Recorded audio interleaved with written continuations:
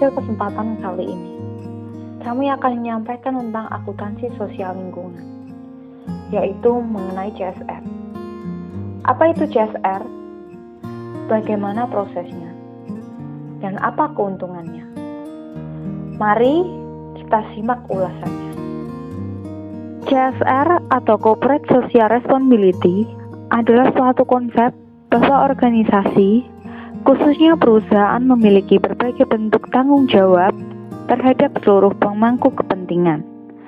Di antaranya, konsumen, karyawan, pemegang saham, komunitas, serta lingkungan. Keadaan alam sebelum tahun 1500, di mana pabrik dan perusahaan belum berdiri. Lingkungan sangat terlihat asri dan bersih.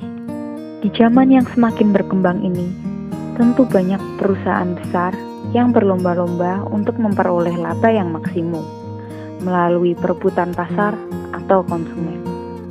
Tapi, apakah hanya laba yang dianggap penting? Bagaimana dengan lingkungan, alam, sumber daya manusia, bahkan masyarakat sekitar? Itu semua merupakan tanggung jawab bersama, tidak terkecuali perusahaan.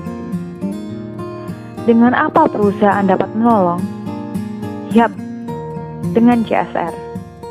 Seperti yang dilakukan oleh Jarum, perusahaan ini menyediakan beasiswa dan juga mengadakan turnamen bulu tangkis. Selain itu, Jarum mengadakan bakti sosial untuk masyarakat yang kurang mampu. Selain perusahaan Jarum, perusahaan juga muncul yang bergerak di bidang produksi jamu, juga menerapkan CSR dalam perusahaannya, dengan memberikan operasi katarak gratis dan mudik gratis untuk karyawannya. Bagi beberapa perusahaan, CSR memang sulit dilakukan. Banyak yang harus dikorbankan, entah itu materi dan tenaga. Program CSR juga harus dilakukan secara berkesinambungan dan dilakukan oleh seluruh bagian perusahaan. Tetapi di balik itu semua akan ada manfaat yang diperoleh oleh perusahaan itu sendiri.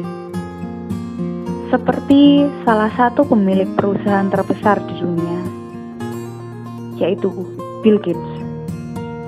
Bill Gates telah bersaksi saat ia ingin menyumbang $1 juta. Bill Gates salah menyebutkan $1 miliar. Awalnya beliau sedikit menyesal, tetapi Bill Gates mencoba untuk mengikhlaskannya.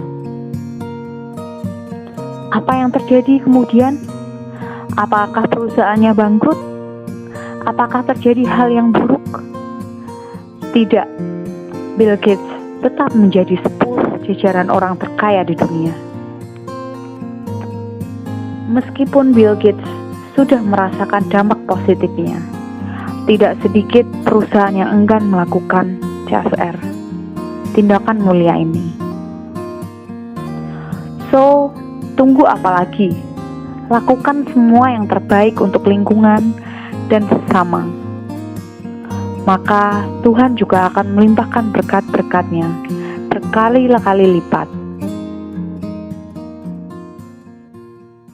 Dari perspektif akuntansi hijau yang bakal mendatangkan banyak manfaat ekonomi dan non-ekonomi yang cukup pasti bagi entitas perusahaan di masa datang. Namun, akuntansi hijau memiliki biaya yang besar, seperti yang pertama yaitu perusahaan perlu menyusun aktivitas dan anggaran CSR. Yang kedua, meningkatkan biaya dan menurunkan likuiditas perseroan.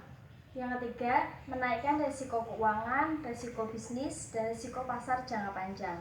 Yang keempat, menurunkan profit dan dividen pemegang saham jangka pendek.